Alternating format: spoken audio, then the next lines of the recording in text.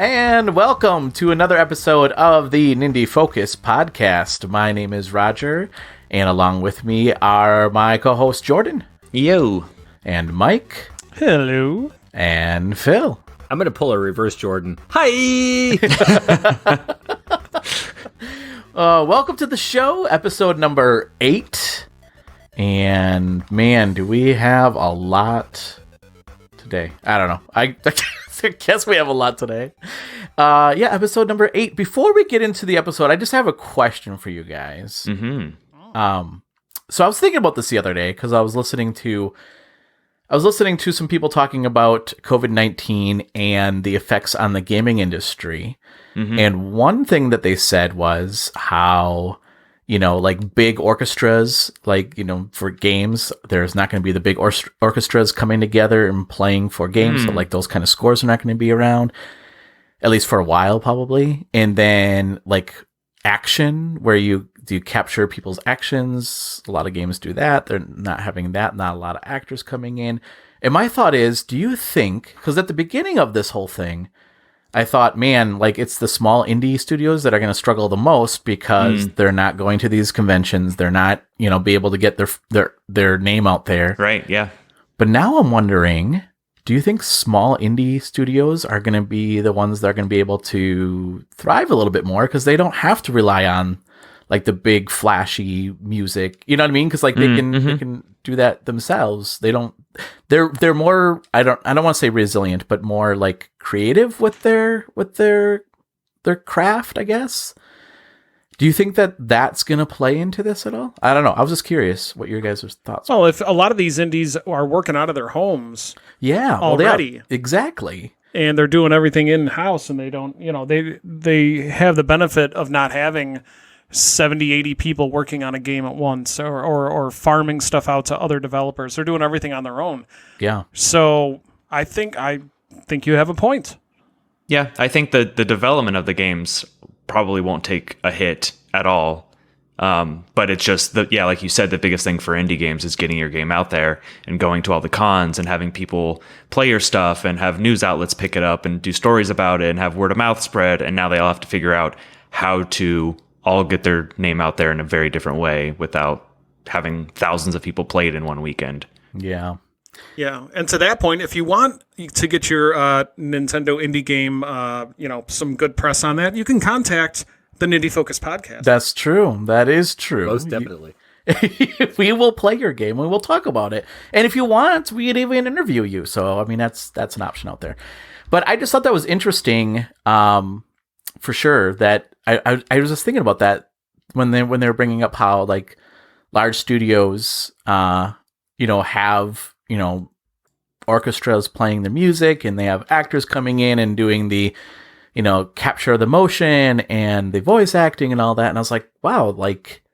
But can't a lot of that be done remotely? I've obviously never worked for a big AAA studio or anything like that, but I could think the orchestra would. Because you're playing off the timing of everything else. You're just reading off of sheet music, so to speak. So, I mean, if your timing is all on point, like, you can still get all that together. I know that there's bands that are recording in separate locations and bring it all together into, like, a single track where somebody edits it and they put it out.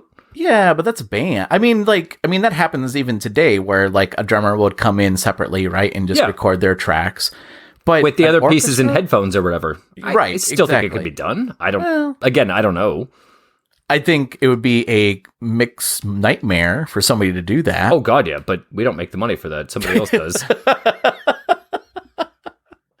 Yeah, I don't know. It's just an interesting thought. I just thought that would be something to ponder. Oh, yeah. I mean, I have a feeling it's going to have lasting effects on the industry for the foreseeable future. Like, the longer this goes on, it's just going to keep hitting more and more games and studios and projects who... Mm-hmm.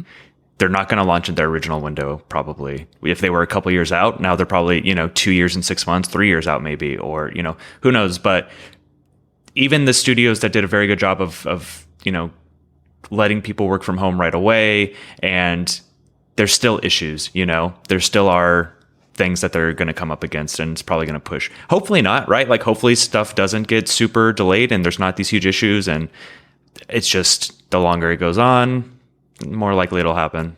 Well, even with things like the development of the next gen systems and the manufacturing of those, like... Yeah, exactly. Yeah. who knows what we're looking at for that at this juncture. I mean, nobody's going to pull the trigger to be the first one to delay it until they absolutely have to, but... Yeah.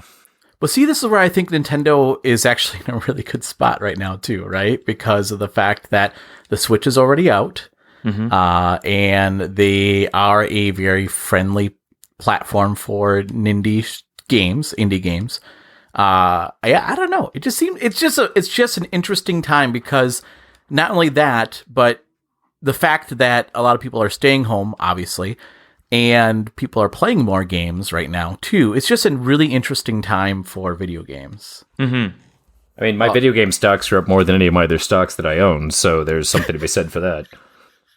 Makes sense. What, you guys didn't know I'm a day trader on the side? I did not know that. I know. I wish I would have bought stock in Zoom because everybody's using Zoom right now. I wish I would have bought stock in that. I never even heard of Zoom before COVID-19. And then I wish I would have went and bought stock, and I still maybe can, in the cruise lines because they're going to come back. And then, I don't know.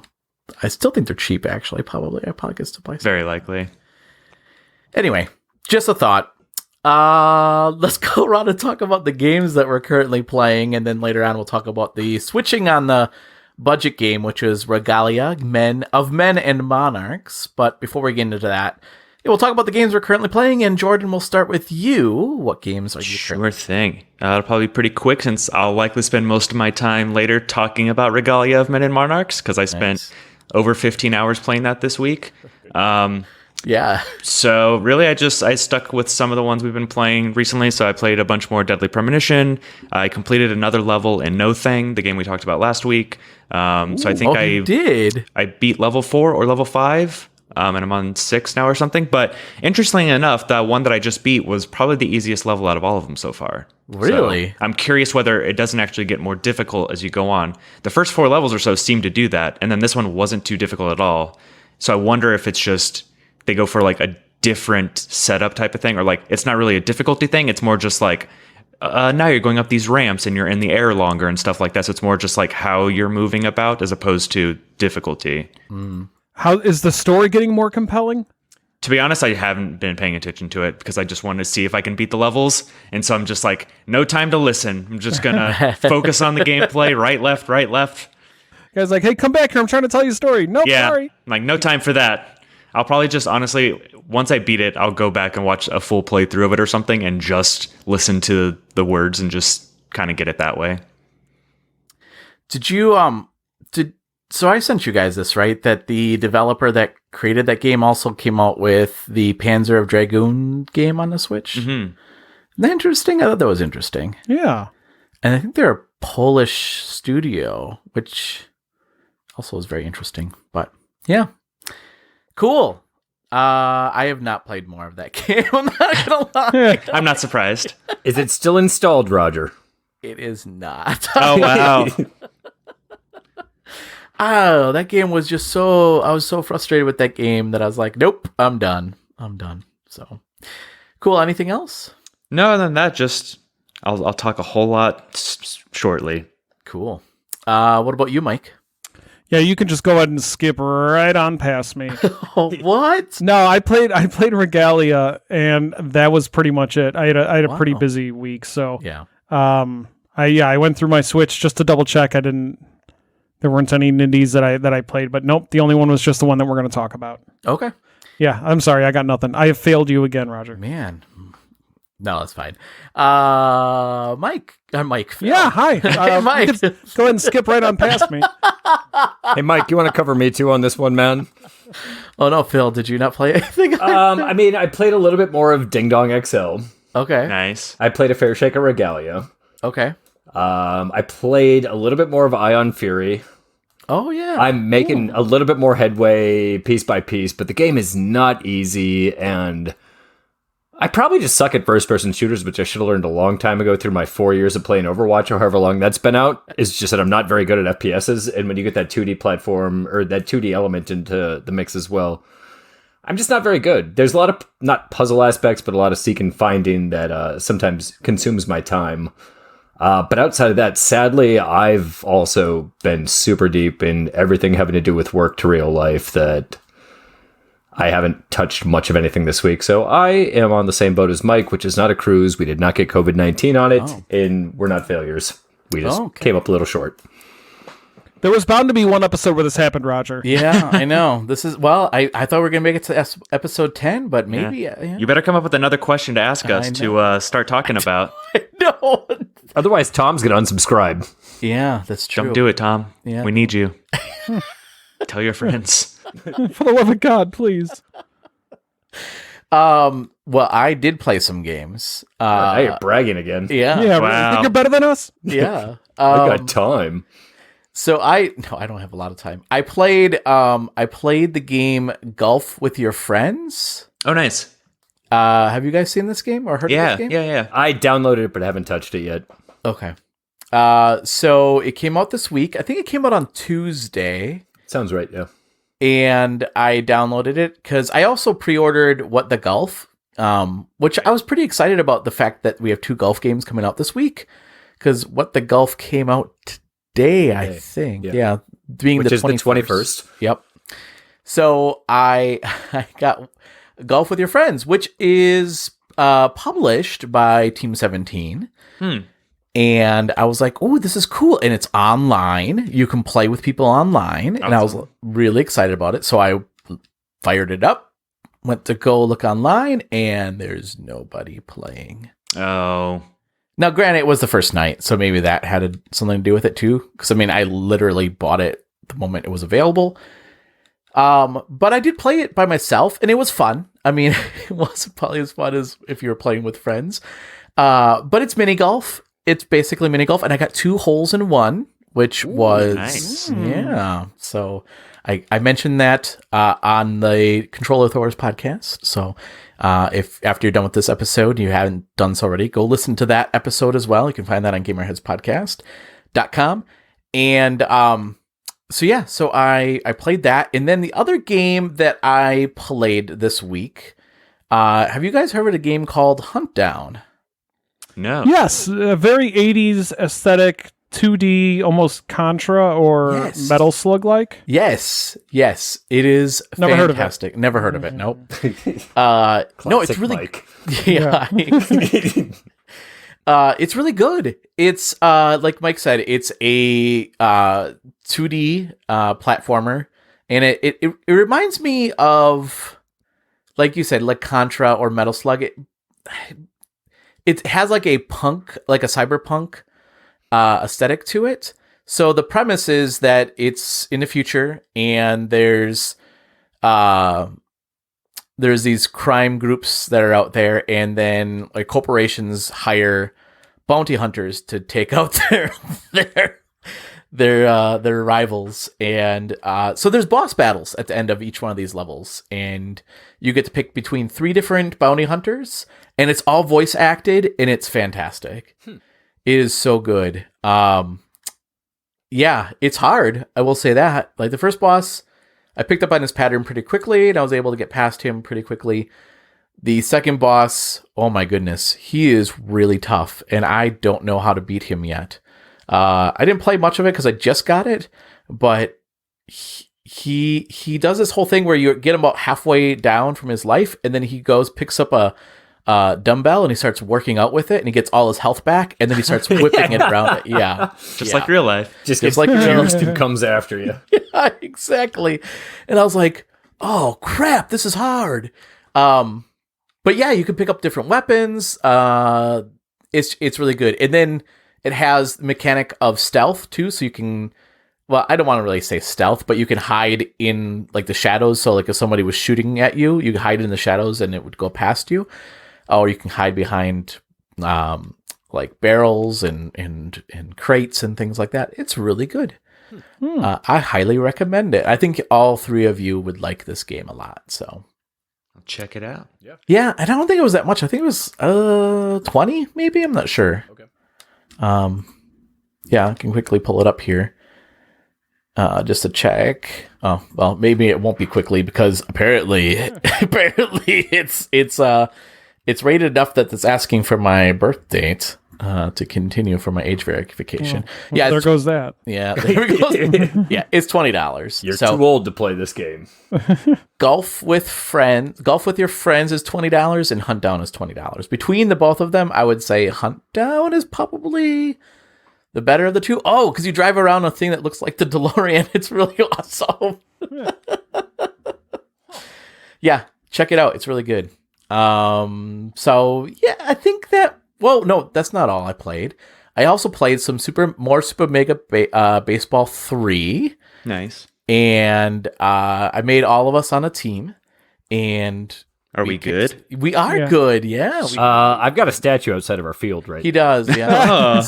That's true. They named something at the concession stand after me, right? Yeah. Exactly. I got the Mike Burger. There we go. Yeah, exactly. No, I love the game. So the other thing that I picked up on that I guess I didn't realize before is that you can, there's so much customization in this game. I mentioned this last episode where you can have the computer create teams for you, and it'll come up with the logos and the team name and the colors and everything. I was really blown away by that. But the other thing is when you're in the game and you earn money, you can spend your money to improve your character or the different players on your team. So like some of them might be go on a date with a celebrity. And so you spend money because you earn money when you're playing the games, and then you spend that money on your players. And some of the effects are good and some of the effects are not so good. And then it lasts for so long. I think it's somewhat a random chance of how long it lasts. Like it says, like it will last for so many games, but it could last for longer. The effect. It's really cool. It's a really deep game. Interesting. I was curious. I was curious how deep it actually was, and it seems like there's more to it than just play baseball. Yeah. Yeah. It's arcadey, but there's some depth to it. Okay. Yeah. I know there was a lot in Mega Baseball 2. Yep. That game was pretty deep too. So sounds like it's got that and then some. Yeah. So I mean, like I said before, like I think in the second game you could only play one season. Now you can play a franchise where you can trade players retire. Oh, you wow. can sign new players. Yeah. So you play over a whole franchise, and then you can, like, my league has 30 teams in it that I started with 6 different divisions. I think so. I think it was 6. Yeah. Yeah, 3 on each conference. And then it shows you, and then you can customize all that too. You can say how many teams you want, how many leagues or how many teams, how many divisions do you want in your conferences, and then how many teams can make to playoffs. You can have that as well, and then also how many games are determined in the playoffs. It's really deep. It's pretty awesome.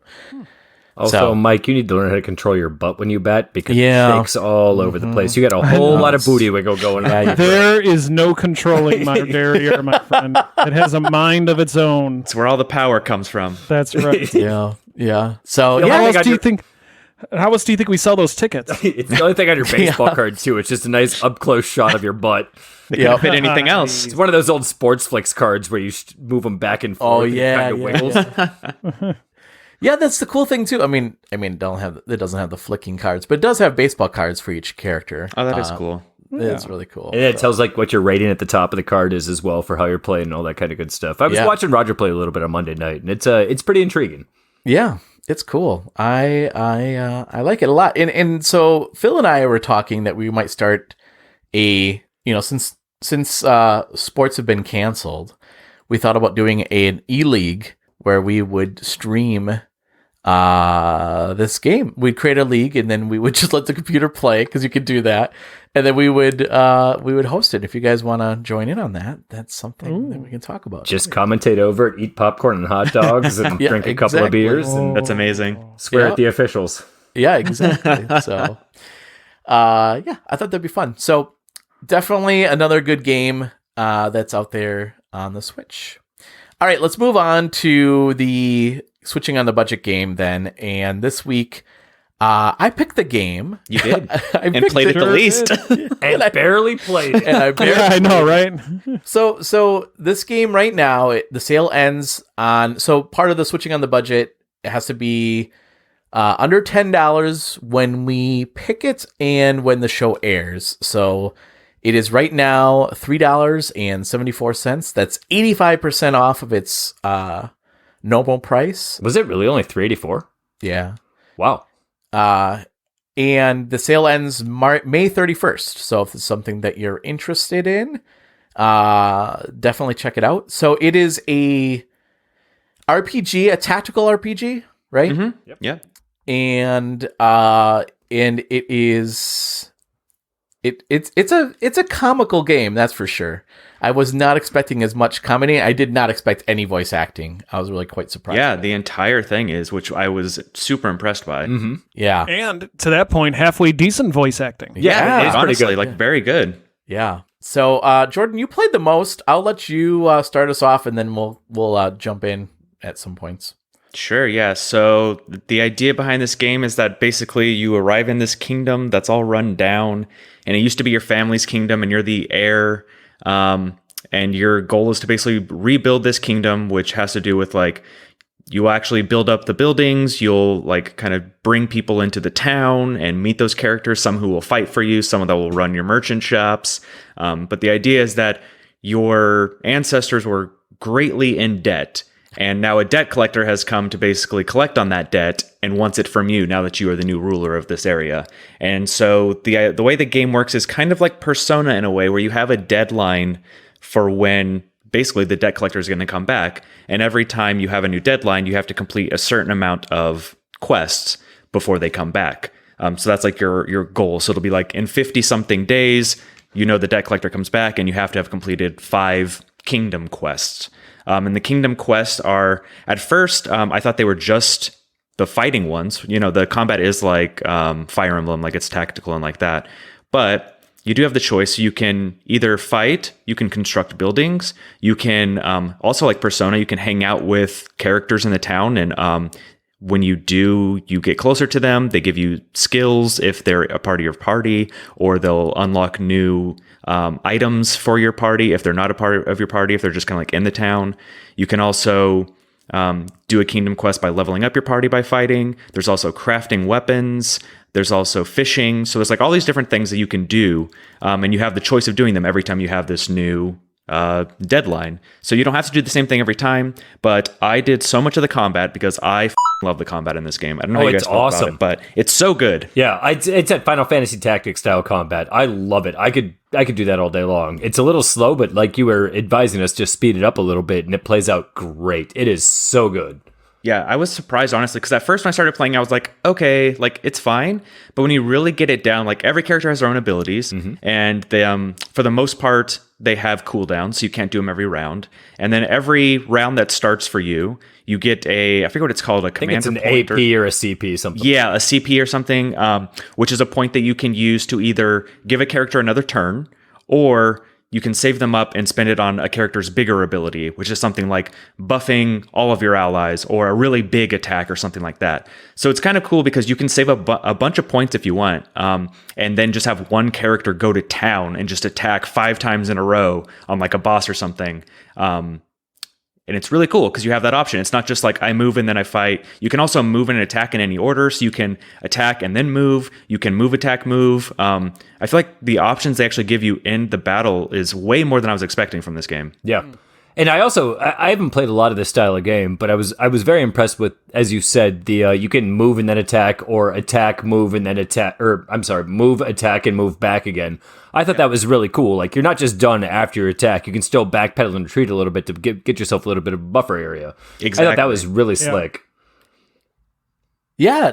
So the game. Okay, so I didn't get to play much of it. But the one thing that I will say about the game.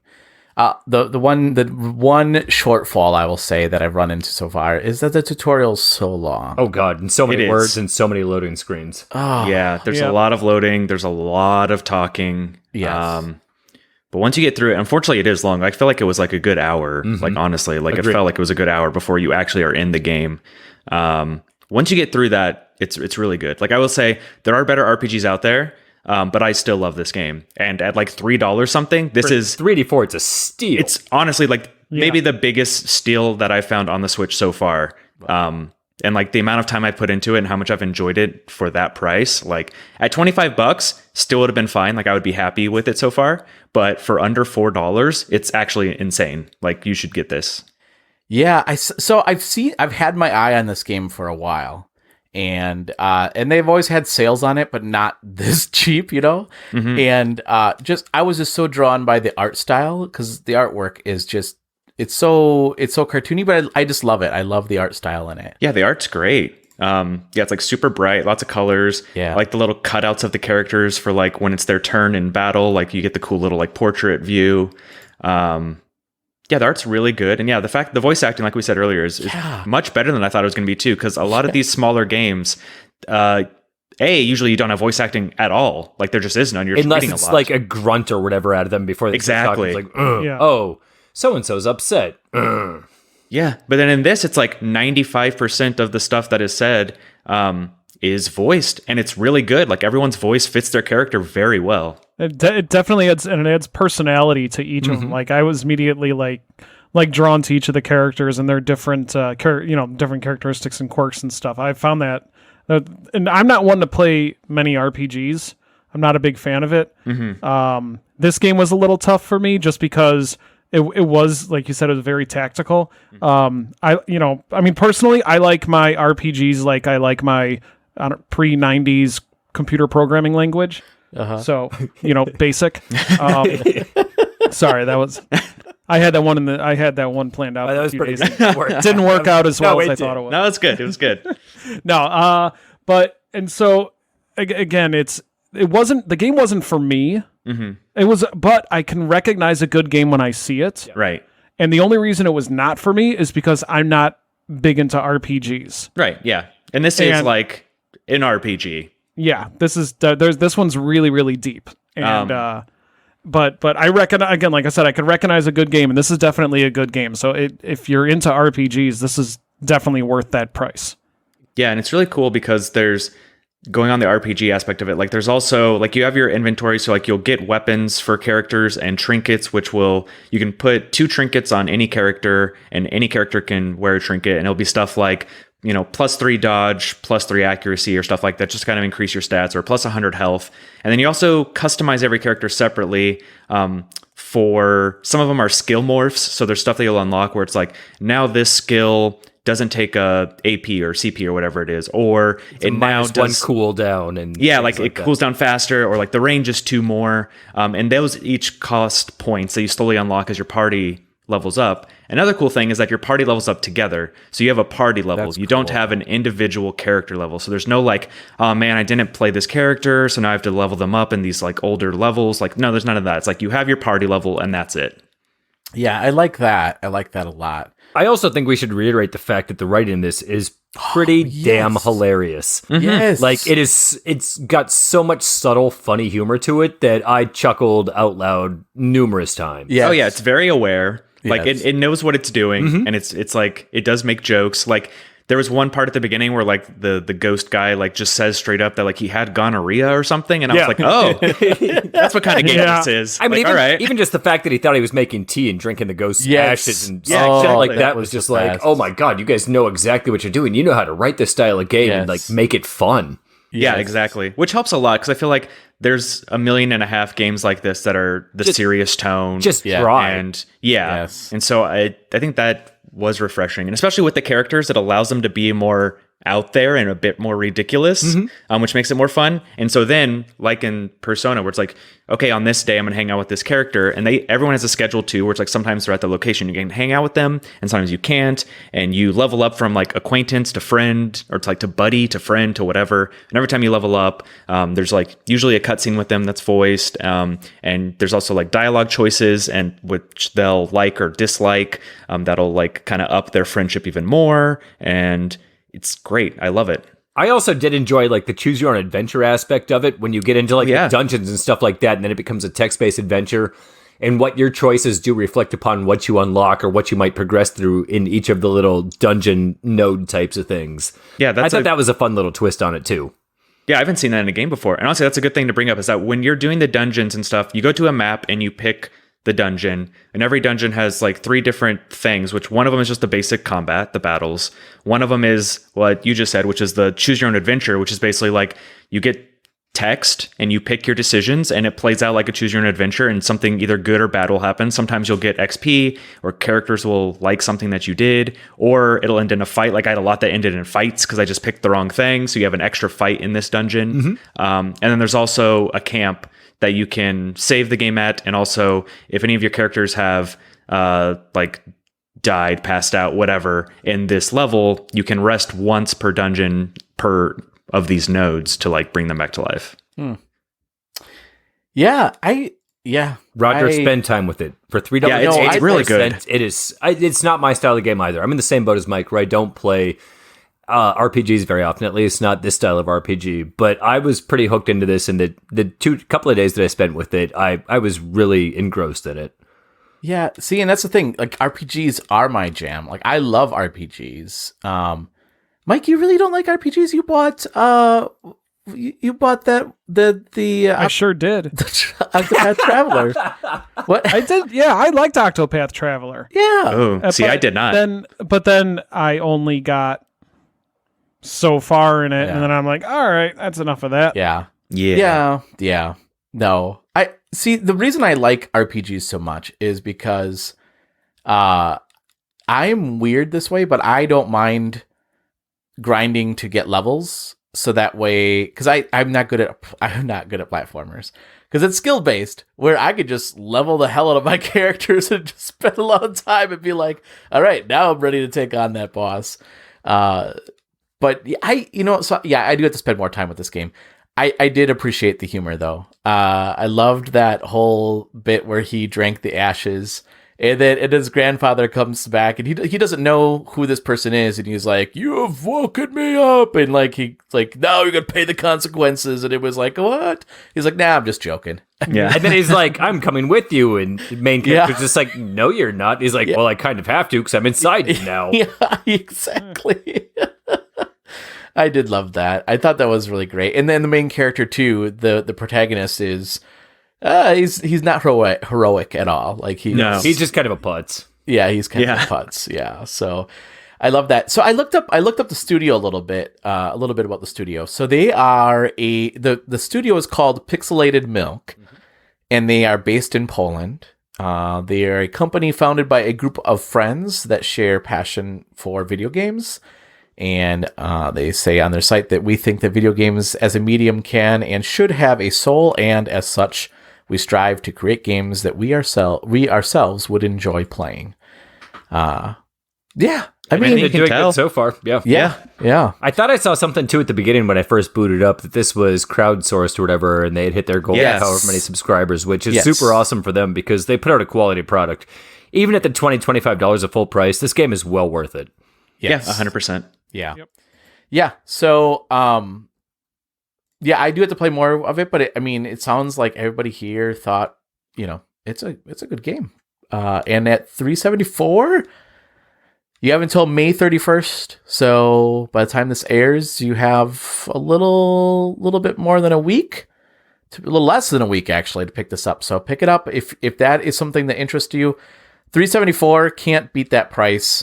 And that is on the Nintendo eShop right now. So cool. All right. Before we get going, though, let's go around and tell people how they can get a hold of us. And Jordan, how can people get a hold of you? Sure thing. You can find me on Twitter at CrypticJordan, or you can find me on Twitch under my new name, twitch.tv/phenomalol. Can you spell that? It's like phenomenal, but like, look, if you're on Twitch, you know. So it's like phenomenal, but it's lol the emote at the end. Oh, it's all right. Okay. I got to get those kids on the Twitch memes and stuff like that. I'm an old man now. I'm trying to appeal to the youth. Yeah, to the youths. Cool. Yeah. And then I was watching some of your streams. So you have now badges for surprise? I do. I have badges. I have emotes. I'm now waiting for Twitch to approve, which hopefully should be in the next couple days. And they're adorable.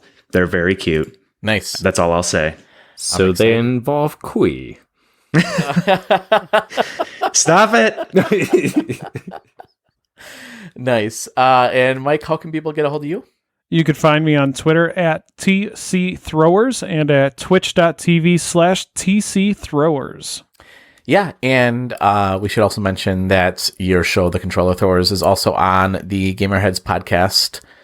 And that's right. And if you listen to this week's episode, you'll be able to hear a very special guest. Yeah. Well, I mean, not very special. No, but Roger, you're special. No, okay. Cool. And Phil, how can people get a hold of you? I'm on Twitter at bnow23.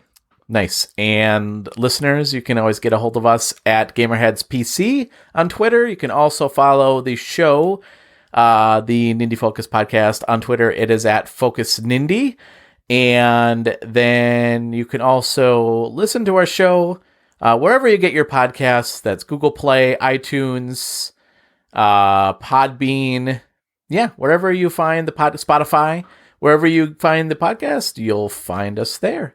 And then, like I said, go to our website at gamerheadspodcast.com. And finally, on Monday nights, so if you're listening to this releases on Monday morning, and go ahead and log into Twitch at nights at gamerheadspodcast.com. Twitch.tv/gamerheadspodcast, and then I will be streaming there as well. All right, so that's all I have to say. Jordan, thank you so much for joining us. Always. And Mike, thank you so much for joining us. Thank you. And Phil, thank you so much for joining us. Why do you laugh? That was a hoot.